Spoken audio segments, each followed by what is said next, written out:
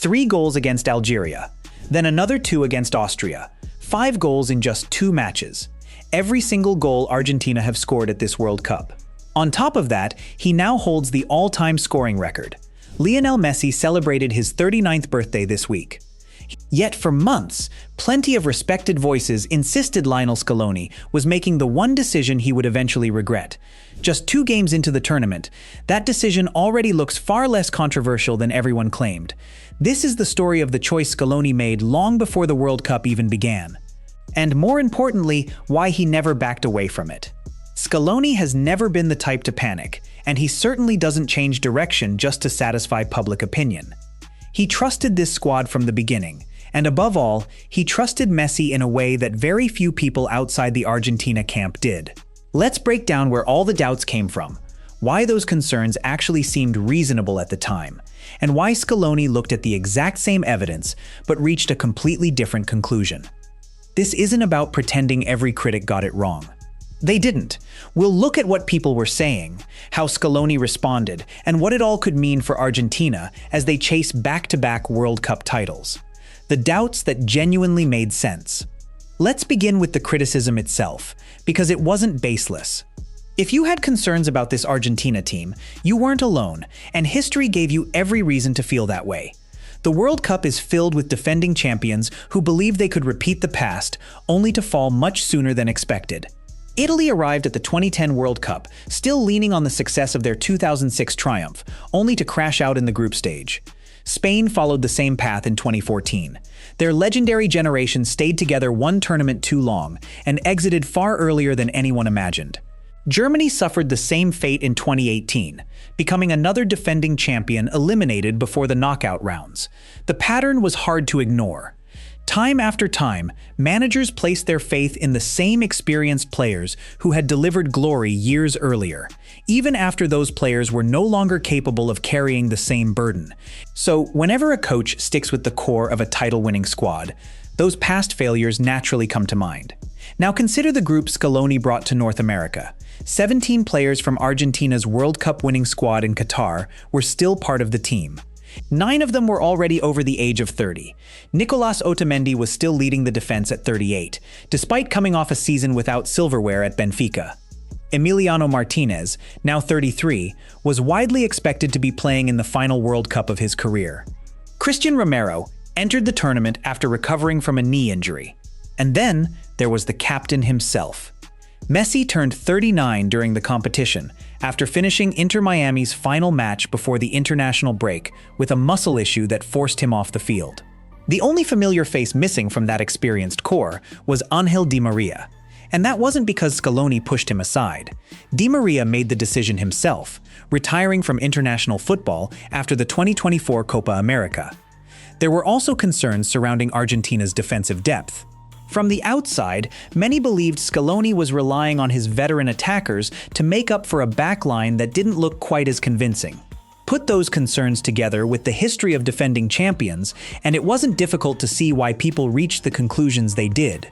To many, this looked like another repeat of Italy in 2010 or Spain in 2014, a team that had conquered the world 4 years earlier, now trying to repeat the feat with an older squad in a much longer 48-team World Cup, played during the North American summer. And that expanded format isn't entirely an advantage.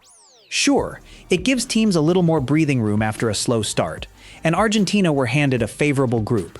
But it also brings extra matches, longer travel schedules, and far more minutes on players whose careers are already well into their 30s. The very format designed to help the defending champions can just as easily wear them down. It's also important to remember that Scaloni had more than earned people's trust. He won the Copa America in 2021, lifted the World Cup in 2022, and added another Copa America title in 2024. So when a coach with a resume like that appears to be holding on to the old guard for too long, people naturally start asking questions. And honestly, those questions were fair. What many people failed to notice, though, was the reason behind Scaloni's decisions. He wasn't keeping these players out of loyalty or nostalgia. Scaloni has never been sentimental when it comes to selecting his squad. Just ask the promising young players who never made the final roster. He stuck with this group because he genuinely believed they still had another level to reach, even if most of the football world had already written them off. And no player represented that belief more than the one everyone seemed most concerned about: Messi. None of those teams collapsed immediately either. They all looked comfortable at the start before things unraveled later, once the matches became tighter and the physical demands started to take their toll. So while 2 wins from 2 is an excellent start, it doesn't settle the argument completely. That said, the Austria match revealed far more than the opener against Algeria. Algeria mostly sat back, allowing Argentina to control possession. Austria presented a completely different challenge. They pressed aggressively, made the game physical, and looked exactly like the type of disciplined European side many believed would expose an older Argentina squad.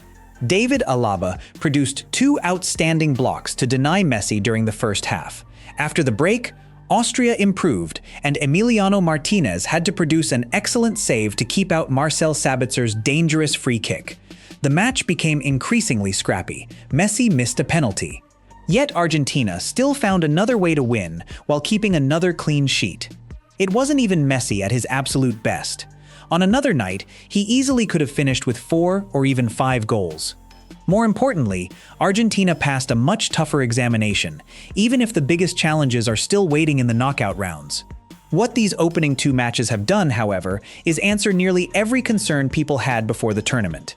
The question was whether Messi could still perform at the highest level. He answered with a hat-trick, followed by a record-breaking brace. People questioned whether his legs, and that recent muscle injury, would hold up. Instead, he has started both matches and controlled each one. Others wondered whether building a World Cup title defense around a player approaching 39 was simply too risky. Yet Argentina's entire attack has revolved around him, and he now stands alone as the highest scorer in World Cup history. He's also become the first player in more than half a century to score in 6 consecutive World Cup matches, matching a feat previously achieved only by Just Fontaine in 1958 and Jairzinho in 1970. Scaloni spent months facing criticism for putting his faith in Messi.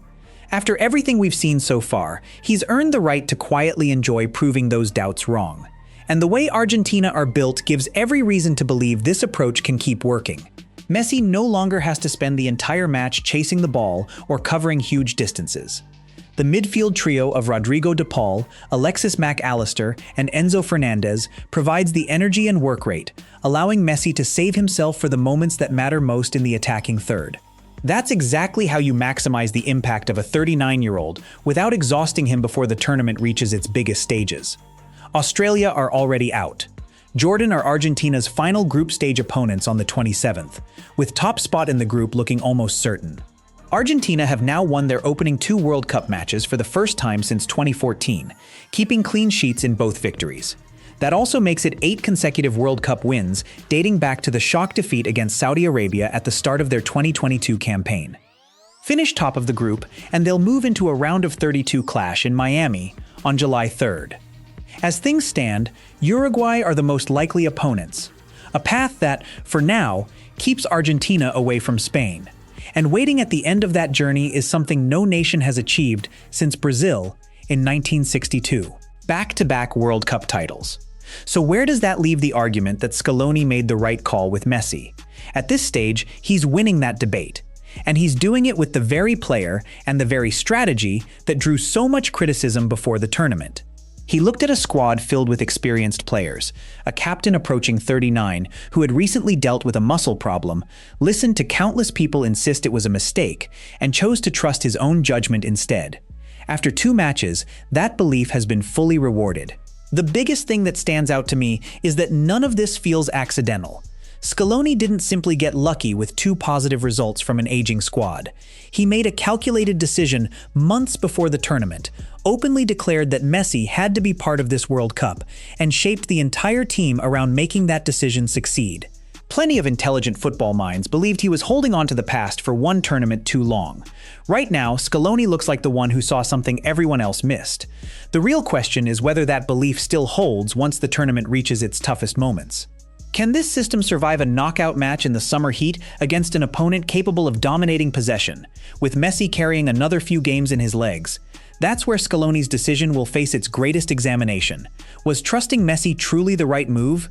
Or is this simply an outstanding start before the knockout rounds expose the limits of the plan? And don't forget about Kylian Mbappe. He's already closing in on that scoring record himself. By the time this tournament is over, the race may not even be settled. Now I want to hear what you think. Can this Argentina team make another deep World Cup run? Or will history repeat itself with another defending champion falling short? Drop your thoughts in the comments below. And if you enjoyed this video, don't forget to hit the like button, subscribe to the channel, and turn on notifications so you never miss the next one. Thanks for watching. The decision to keep trusting Messi was the choice that brought Scaloni the most criticism. The argument for moving toward a younger generation wasn't unreasonable. Argentina already had exciting young talent ready to step in. Nico Paz, only 21 years old, had enjoyed an outstanding season with Como in Serie A. There were several other young players left out who would comfortably make the starting lineup for many national teams. There had even been a warning sign. In Argentina's final World Cup qualifier, Scaloni chose to rest Messi, and a youthful Argentine side was beaten 1-0 by Ecuador. After that defeat, Scaloni openly admitted that replacing his veteran stars, including Messi, would eventually become one of Argentina's biggest challenges. That only strengthened the argument from critics. Why not begin the transition immediately? Give the younger players valuable experience now, instead of putting a World Cup title defense in the hands of a 38-year-old recovering from muscle problems. Scaloni never wavered. Months before the tournament even kicked off, he was asked the question everyone wanted answered. What about Messi? His response was as direct as you'd ever expect from a manager. He said the decision rested entirely with Messi. Leo had earned the right to decide his own future, on his own timeline. Then came the statement that revealed exactly where Scaloni stood. For the good of football, Messi needed to be part of this World Cup. And once that decision was made, everything else was built around it.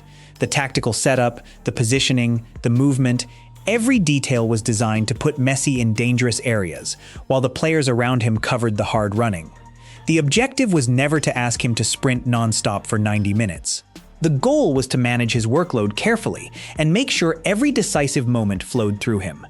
Even Javier Zanetti, someone who understands that Argentina dressing room as well as anyone, explained the thinking before the tournament. As long as Messi is on the field, Argentina remain genuine contenders. Because no one understands what that team needs better than he does. And when you actually looked at the numbers, Scaloni's confidence wasn't difficult to understand. Messi finished as the top scorer in South American World Cup qualifying with 8 goals, helping Argentina build a commanding 9-point lead at the top of the table.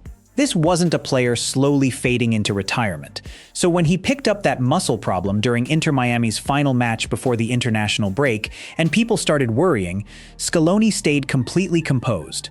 He monitored Messi's condition, watched him train, liked what he saw, and kept him in the starting lineup against Algeria. Once again, he trusted continuity, instead of rushing toward the exciting new alternatives waiting on the bench. Then came Argentina's opening match in Kansas City. In what was nearly Messi's 200th appearance for his country, he produced a hat-trick as Argentina cruised to a 3-0 victory. It was the first World Cup hat-trick of his entire career, achieved at 38 years old. One goal came from a powerful strike that slipped through the goalkeeper's hands from distance. Another was calmly finished after a rebound. The third was a trademark curling effort into the bottom corner, the kind of Finnish football fans have watched him produce for the last 2 decades. That performance drew him level with Miroslav Klose's all-time World Cup scoring record of 16 goals.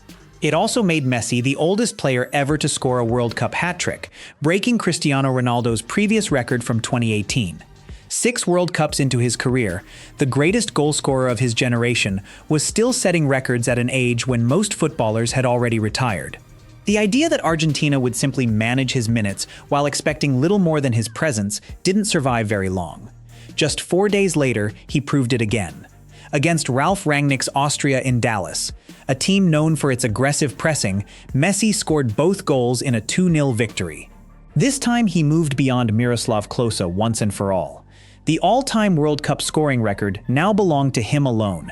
18 World Cup goals, 2 clear of everyone else. He even missed a penalty within the opening 10 minutes, dragging it wide with the record sitting right in front of him. For many players, that moment could have become a distraction. Instead, Messi responded exactly the way Scaloni expected. He fired Argentina ahead with a composed left-footed finish into the near corner after a clever cutback from Facundo Medina. Then, deep into stoppage time, he reacted quickest after Julian Alvarez's effort was pushed away by the goalkeeper, tapping in his second goal of the night. 2 matches, 5 goals for Argentina, every single one scored by Messi. That left him leading the Golden Boot race, while Argentina secured qualification for the knockout stage with 1 group game still to play. And that missed penalty deserves a closer look. Breaking a historic record with the entire football world watching is enough pressure to shake almost anyone. Messi's answer was simple. He scored twice anyway. That's exactly the mentality Scaloni kept talking about throughout the build-up to the tournament. The competitive fire never disappeared. Now, that doesn't mean this debate is completely over. Let's be honest about what these first 2 games have, and haven't, proved. History still hangs over defending champions.